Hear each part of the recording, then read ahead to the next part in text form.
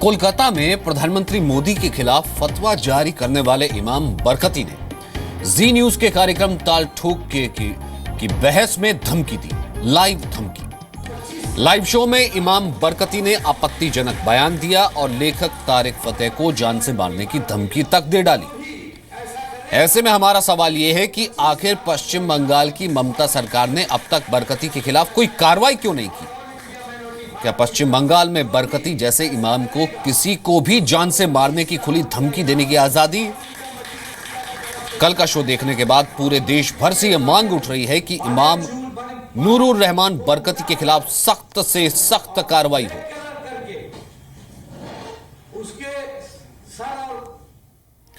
आपको दिखाते कैसे इमाम बरकती ने लाइव शो पर आपत्तिजनक धमकी दी।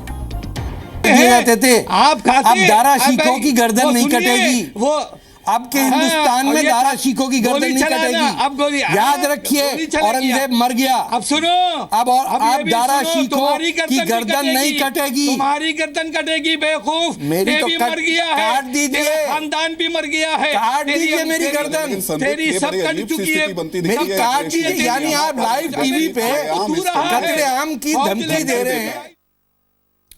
राहुल सिन्हा इस वक्त मेरे साथ मेरे सहयोगी न्यूज रूम से मौजूद है। राहुल सिन्हा ही कल उस कार्यक्रम को एंकर कर रहे थे जिस वक्त लाइव धमकी दी यहां पर बरकती ने। और राहुल, प्रोफेसर के लिए जेल हो सकती है कि वो कुछ लिख दे, एक कार्टूनिस्ट को जेल जाना पड़ सकता है, उसी वक्त उठा लिया जाता है और एक सरेआम कानून के राज में फतवा जारी किया जा रहा है। लाइव टेलीविजन पर ऐसे लाइव धमकी दी जा रही है जान से मारने की, गल की, और अब तक कोई एक्शन नहीं। बड़े ताज्जुब की बात है सचिन, जो आपने बातें कही वो ममता बनर्जी का एक दूसरा चेहरा पिछले कुछ साल में देश ने देखा है। किस तरीके से उनके खिलाफ अगर कोई कुछ बात करता है तो तुरंत कानूनी कार्रवाई की जाती है, जेल में उसे डाल दिया जाता है। लेकिन उन्हीं ममता बनर्जी के राज्य में एक आदमी खुलेआम लाइव बोल रहा है कि तुम्हारी गर्दन कटेगी, लेकिन 24 घंटे बीतने वाले हैं, किसी तरीके की कोई कार्रवाई अब तक नहीं हुई।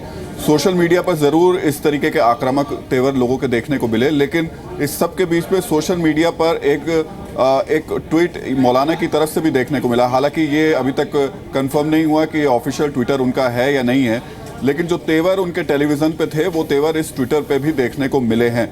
लेकिन मैं बार बार बोल रहा हूँ सचिन, ये हम कंफर्म नहीं कर सकते कि ये ट्विटर उनका अकाउंट है या नहीं है बरकती का। पर सवाल यहाँ ये खड़ा हो रहा है कि 24 घंटे के आसपास वक्त होने वाला है, अब तक ममता बनर्जी की तरफ से कोई कार्रवाई क्यों नहीं की गई? ये साफ तौर पर दर्शाता है कि बरकती को इसका मतलब केंद्र राज्य सरकार की तरफ से कहीं ना कहीं शय है, और वो शय पीछे भी देखने को मिलती रही है। लाल बत्ती ममता बनर्जी की तरफ से उनको दी गई है। बरकती ने कोई पहली बार इस तरीके का काम किया नहीं है। ओसामा बिन लादेन को श्रद्धांजलि देने तक का काम बरकती कर चुके हैं, और ऐसे शख्स को टीएमसी का सांसद अपने पास में बैठा करके प्रधानमंत्री के खिलाफ फतवा करवाते हैं, ताली बजाता है। और अब स्थिति यह है कि गर्दन काटने की धमकी देने के बावजूद टीएमसी की सरकार कोई कार्रवाई नहीं करती। धौलपुर राइट्स हुए थे, हमने रिपोर्ट किए, उसके बाद तमाम मीडिया ने रिपोर्ट किए, तब वो जागे, उससे पहले वो नहीं जाग रहे थे। जी न्यूज़ पर ही मुकदमा कहीं ना कहीं एफआईआर उन्होंने कर दी, और उसके बाद तमाम तरीके की बातें जो हैं वो हम देख रहे हैं कि ट्विटर हैंडल से कही जा रही हैं। तो क्या अब ये माना जाए कि एक लेजिटिमेट सपोर्ट देने की कोशिश है इस तरीके की फिरका परस्त है, यूं कहीं कि सीधा दंगा करवाने वाली, और अब तो ऐसे मौत के फतवे जारी करने वाली ताकतों को ममता की? देखिए, ये तो बड़ी सीधी सी बात है। अगर ममता बनर्जी एक ऐसे शख्स पर कार्रवाई नहीं करती जो खुलेआम गर्दन काटने की धमकी देता है, तो बहुत सीधी सी बात है कि राज्य सरकार का सपोर्ट इस आदमी को है। दूसरा सवाल सचिन यहाँ ये भी खड़ा होता है कि ममता बनर्जी आखिर चाहती क्या है?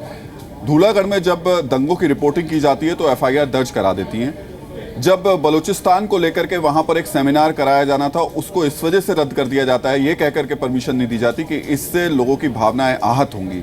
और एक शख्स खुलेआम आपके राज्य में बैठकर किसी की गर्दन काटने की धमकी दे रहा है। खुलेआम वो ओसामा बिन लादेन को श्रद्धांजलि देने की बात कर रहा है, कह रहा है कि ओसामा बिन लादेन से उसको प्यार था।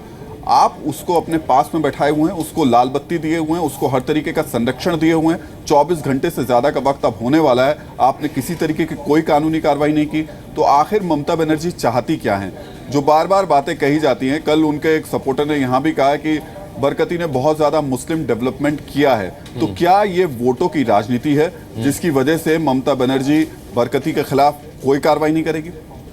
नहीं, लेकिन वोटों की राजनीति में क्या लोगों की बलि चढ़ाएंगी ममता बनर्जी? और फिलहाल तो वही नजर आ रहा है। जिस तरीके की बात अब एक वोट बैंक के तौर पर हिंदू की जा रही थी, तो उस वक्त तो एफआईआर और तमाम चीजें की जाने लगी कि पाकिस्तान का सेंटीमेंट हर्ट हो जाएगा, एंटी पाकिस्तान कोई बात होगी, तो अब वहां पर उस कन्क्लेव को भी उन्होंने, उस सेमिनार को भी रद्द करवा दिया। अब दूसरा ये कि केंद्र सरकार इसमें क्या कर सकती है, क्या कोई रिपोर्ट मांगेगी और यहां से क्या अब इस वक्त जानकारी? राहुल, देखिए, केंद्र सरकार की तरफ से फिलहाल खासतौर से जो तारक फतेह के साथ कल हुआ उस पर तो अभी तक कोई किसी तरीके की कार्रवाई हुई नहीं है। हाँ, इतना ज़रूर बीजेपी की तरफ से कहा गया था कि होम मिनिस्ट्री की तरफ से वहाँ के सेक्रेटरी से ज़रूर पूछा जाएगा, होम सेक्रेटरी से पूछा जाएगा कि ये जो प्रधानमंत्री के खिलाफ फतवा हुआ उसको लेकर के क्या कार्रवाई कर रही है राज्य सरकार। लेकिन अभी तक आधिकारिक तौर पर ऐसा कुछ देखने को मिला नहीं। बीजेपी ने पश्चिम बंगाल में ज़रूर एक एफआईआर दर्ज कराई है, लेकिन सवाल यही खड़ा हो रहा है सचिन कि क्या सिर्फ एफआईआर कराने या शिकायत कराने से इस तरीके के लोगों पर अंकुश लगाया जा सकता है? क्योंकि ये लोग वाकई देश के लिए बहुत ज़्यादा खतरनाक हैं। अगर ये लोग खुलेआम एक टीवी चैनल पर बैठ करके गर्दन काटने की लेकिन धमकी संक्षिप्त में राहुल एक चीज और उठाना चाहूंगा, यहाँ पर एक और डिवाइड नहीं खड़ा होता है। यहाँ पर ये डिवाइड खड़ा होता है उस मीडिया का जो कि एक, जब दादरी की रिपोर्टिंग थी, मुजफ्फरनगर की रिपोर्टिंग थी, कैसे धार्मिक चश्मे से उसे देखा गया था कि धार्मिक चश्मे से ना देखा जाए, ये तुष्टीकरण की राजनीति हो रही है। और अब कैसे तमाम बड़े पत्रकार हों या फिर मीडिया हाउसेस हों और तमाम जो चीजें, इतनी बड़ी चीजें ये सोशल मीडिया पर आ रही, लेकिन चुप। सचिन, ये तो देखिए बहुत पहले से चीज़ें तय हो चुकी हैं। कुछ बड़े बड़े पत्रकार, वो बुद्धिजीवी जिन्हें अब से कुछ वक्त पहले तक यहाँ इंटॉलरेंस नज़र आ रही थी, वो सब लोग कल 24 घंटा, मैं बार बार बोल रहा हूँ, 24 घंटे का वक्त होने वाला है, तारक फतेह को धमकी दी जाती है, किसी को इंटॉलरेंस नज़र नहीं आती, असहनशीलता नज़र नहीं आती, कोई ये नहीं कहता कि हम अपना अवार्ड वापस कर देंगे। तो ये लाइन बड़ी साफ नज़र आती है कि वो लोग किस तरीके के लोगों को सपोर्ट करते हैं, क्या चाहते हैं, देश में किस तरीके का माहौल चाहते हैं। लेकिन लोगों को ये चीज़ साफ नज़र भी आ रही है और ये साफ समझ भी रहे हैं, जैसे लोगों में रोष है और गुस्सा है। बहुत बहुत शुक्रिया राहुल इस बातचीत के लिए।